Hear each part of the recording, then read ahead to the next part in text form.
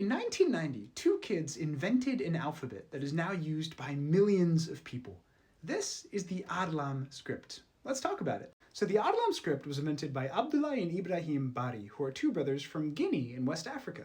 Now, Guinea is a very multilingual country, but the most widely spoken language there is Pular, which itself is a variety of the Fulani language, also known as Fula. And Fulani is actually a really interesting language. First of all, it's a Senegambian language, which means it's pretty closely related to Wolof, but also more distantly to languages like Yoruba and Swahili. But Fulani itself is a continuum of dialects that's spoken across West and Central Africa, and many of those dialects vary quite considerably between each other. Now, Fulani, across all of its different varieties, has historically been written primarily in the Arabic script as well as the Latin script, but both of those pose their issues. For one, because there's so many different dialects, it's very difficult to create one unified standard, especially with scripts that aren't designed for the language specifically. To that end, neither the Arabic script nor the Latin script are particularly suited to representing the sounds of the Fulani language. For example, Fulani distinguishes between ba, da, and then the implosive sounds ba and da. And I'll tell you right now, not a lot of languages distinguish all of those. So how do you write them down? Well, this is where the Body brothers came in.